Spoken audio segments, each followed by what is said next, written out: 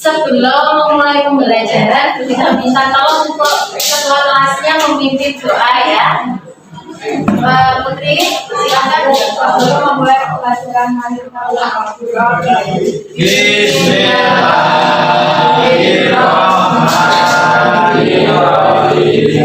Gimana kabar kalian hari ini? Oke, terima kasih ya sudah datang ke sekolah, semangat mengikuti pembelajaran hari ini. Semoga apa yang kita pelajari hari ini bisa membawa berkah dan bermanfaat untuk kita semua. Amin. Kita apresiasi dulu ya. Ini sepertinya lengkap ya. Alhamdulillah. Alhamdulillah nih ya. Abbas ada, Andika, Arifan, Khairatul Lainnya, Kiki, Fitri Novita, Hanif, Irsya, Jonathan, Lilis, Turun, Vito, Khairul Anam, Afifuddin, Rizky Arif, Sandi, Ria, Silvi, Riana, Zahratul. Oke, kemarin pada pertemuan sebelumnya masih ingat ya dengan tugas kalian apa? Terjun langsung ke lapangan kan? Terjun langsung ke lapangan. Gimana dengan penyelidikan kalian kemarin? Kita melakukan apa kemarin? Oh, jadi kalian lakukan analisis data, nanti bisa sambil browsing ya, bisa buka LKPD sekaligus buku digital, sekaligus kalian bisa membuka Google ya untuk merumuskan alternatif solusi. Gimana? Coba kelompok satu ini ya. Ya, hasil penyelidikan kalian melakukan wawancara, gimana hasilnya? Sukses.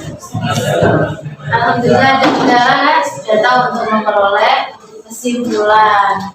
Jadi hasil olah data kalian yang kemarin itu yang sudah kalian dapatkan itu kamu masukkan di dalam LKPD soal yang nomor 1, 2, dan 3 sekaligus nanti rumuskan solusinya ya. Silakan. Bisa sambil buka-buka dari kajian literatur dan lain-lain itu boleh. Nah, hasilnya nanti kalian tarik akar penyebab masalah. Jadi masalah-masalah yang buahnya itu pasti ada akarnya yang menjadi penyebab masalah. Ya. Nanti kalau itu sudah dapat, baru nanti ke dampak negatif positif yang bisa dimunculkan apa, terus kemudian dicari solusi alternatif untuk meminimalisir dampak negatif. Oke, sudah paham? Ada yang mau ditanyakan?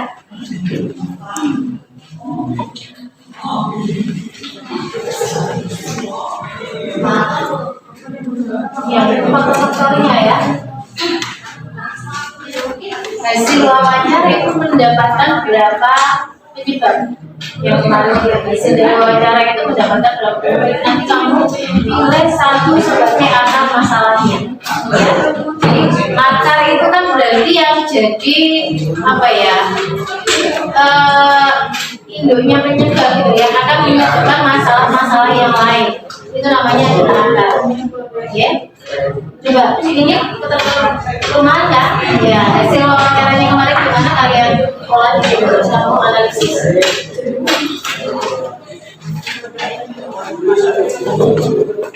Terus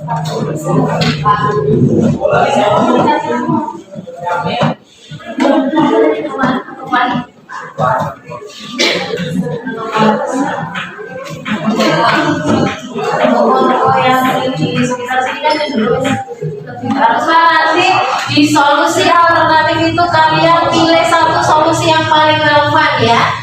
Namanya penentuan solusi itu namanya, oke? Kan solusi alternatif kan banyak, cuma satu. Nah itu solusi satu saja solusi yang menurut kalian paling relevan itu apa? Ganti ya.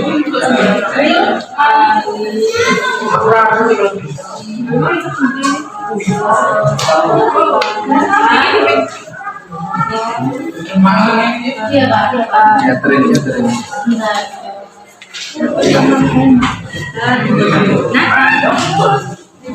Nah.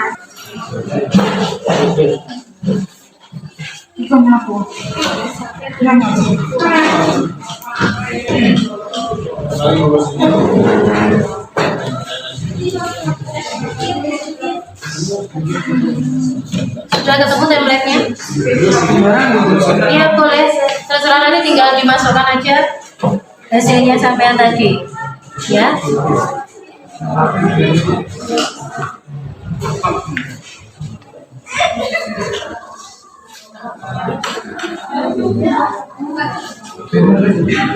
Halo? Iya ini.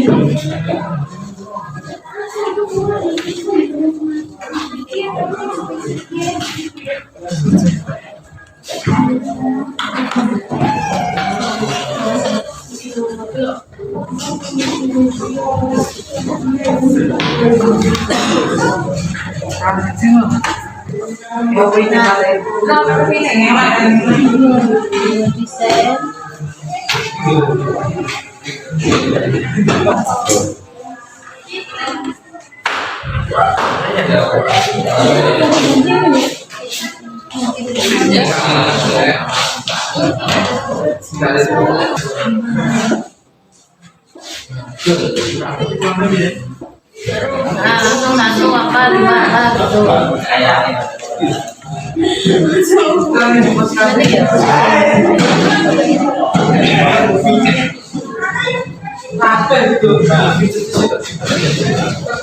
Ada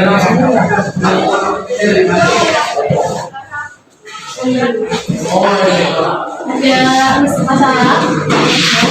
Bisa ya? Ini nanti untuk presentasinya mau diundi atau ini yang siap maju-maju? Yang siap maju. Oke. Nanti jangan lupa menyediakan pertanyaan ataupun tanggapan ke teman-teman yang maju presentasi di depan ya. Assalamualaikum warahmatullahi wabarakatuh. Waalaikumsalam warahmatullahi wabarakatuh. Baik, saya di sini perwakilan dari kelompok kadangan yang beranggotakan Dito, Jojo, Luluur, dan Dia. Di sini saya akan mempresentasikan hasil diskusi saya dan teman-teman, yaitu tentang alih fungsi lahan pertanian ke peternakan. Baik, di sini saya akan menjelaskan akar permasalahannya. Pendapatan dari sektor pertanian sulit diprediksi karena sangat tergantung pada alam. Sedangkan untuk peternakan lebih mudah untuk diprediksi. Untuk dampak positifnya, kami menyimpulkan bahwa yang pertama menyerap tenaga kerja dan memudahkan memenuhi sumber protein hewani. Untuk dampak negatifnya yaitu berkurangnya lahan produktif daerah resapan. Yang kedua, pencemaran lingkungan baik itu berupa air, tanah maupun udara. Dan yang ketiga, semakin berkurangnya memasok bahan mentah. Untuk solusinya, solusi alternatif permasalahan yang kami diskusikan yaitu menerapkan AMDAL, analisis mengenai dampak lingkungan. Yang kedua, peningkatan kapasitas SDM atau sumber daya manusia di sektor pertanian. Dan yang ketiga, penguatan kebijakan di sektor pertanian.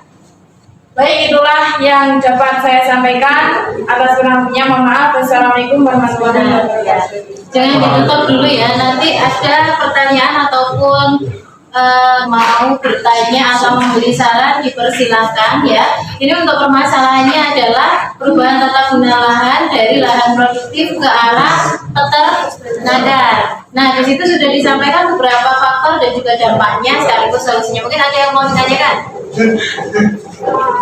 Ya, silakan. Mengapa penduduk yang tinggal di area peternakan ayam tetap bertahan dan tidak pindah walaupun sudah tahu resikonya? Ya, tadi Lilis bertanya mengapa penduduk yang di sekitar peternakan itu tetap bertahan walaupun sudah tahu resikonya, dampaknya seperti yang sudah disebutkan oleh kelompok yang dulu. Silakan jawab. Baik, terima kasih untuk pertanyaannya. Mungkin bisa sedikit saya jawab.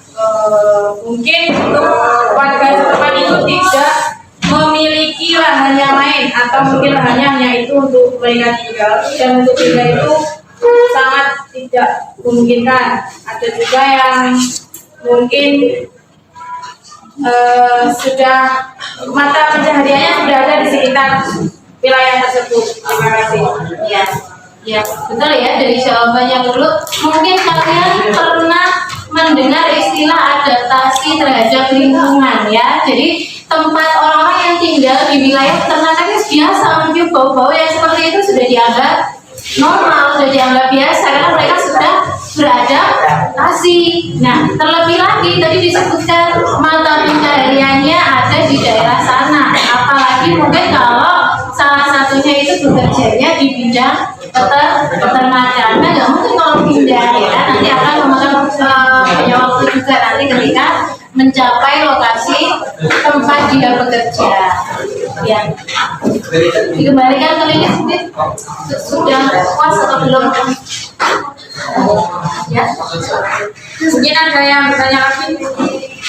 sudah. Kalau sudah silakan. Baik, terima kasih. Sekian dari saya. Tidak ada waktunya. Mohon maaf. Wassalamualaikum warahmatullahi wabarakatuh. Waalaikumsalam warahmatullahi wabarakatuh. Berikan aplaus dulu ke kelompok kelompoknya. Saya dari kelompok juga yang bersangkutan ini Afif, Laili, dan Lilis ini mempresentasikan tentang perubahan lahan produktif menjadi perkebunan. Faktor yang pertama, satu, jarak tempuh untuk mendapatkan barang kebutuhan dan menciptakan lapangan pekerjaan. Dampak negatif, berkurangnya daerah resapan, meningkatnya limbah lahan produktif kurang, dan dampak positif, meningkatnya perekonomian masyarakat, menyerap tenaga di bidang jasa, perkembangan potensi daerah, solusi menerapkan amdal. Kita sudah. Oke. Ya, mungkin ada. Ya. Mungkin ada yang mau ditanyakan dulu ya, tadi perubahannya. Kenapa di desa-desa sudah mulai bermunculan toko atau swalayan? Ya, mengapa di desa-desa itu sudah mulai muncul toko-toko atau swalayan?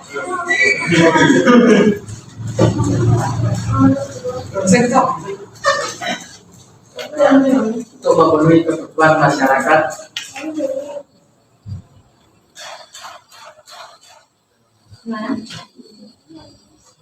Gimana jawaban dari Hani tadi untuk memenuhi kebutuhan dari masyarakat? Ya.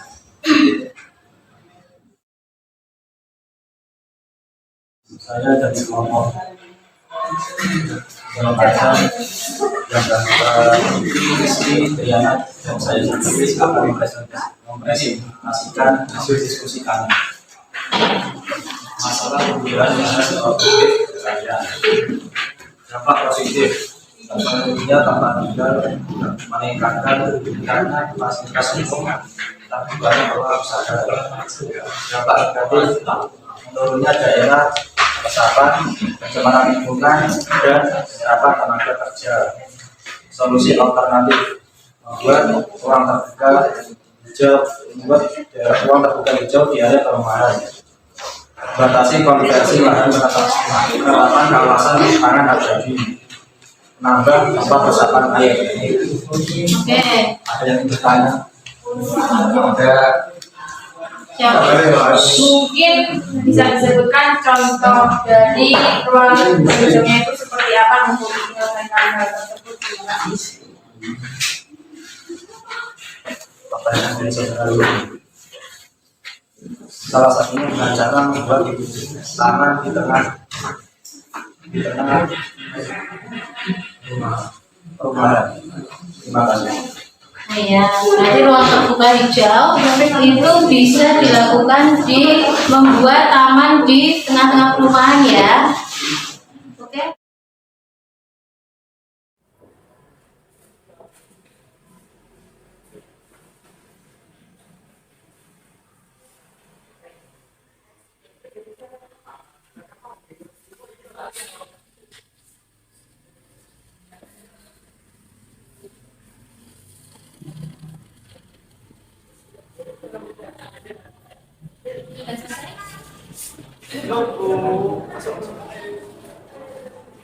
Belajar tentang masalah apa tadi? Ayo. Ya, coba. Ya, alih fungsi lahan atau perubahan tata guna lahan. Salah satunya menjadi apa? Menjadi apa? Menjadi apa?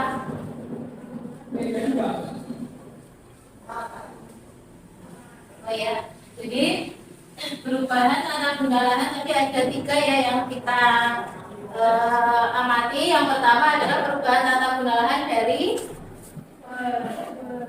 lahan produktif ke lahan peternakan. Terus yang kedua dari lahan produktif ke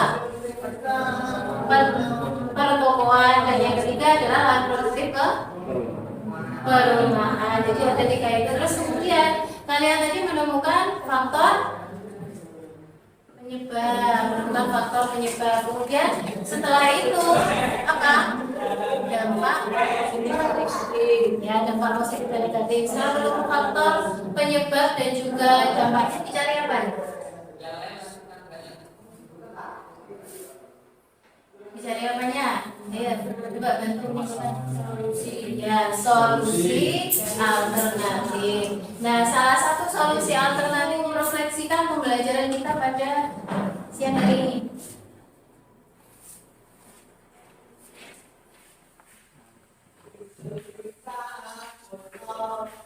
Jadi untuk refleksinya mungkin kalau untuk pembelajaran hari ini lebih menyenangkan karena ada permainannya berupa spin game, dan untuk kami paham itu semakin lebih mudah ada powerpointnya, dan juga melalui tahap diskusi kami lebih cepat untuk menyelesaikan masalah yang diberikan.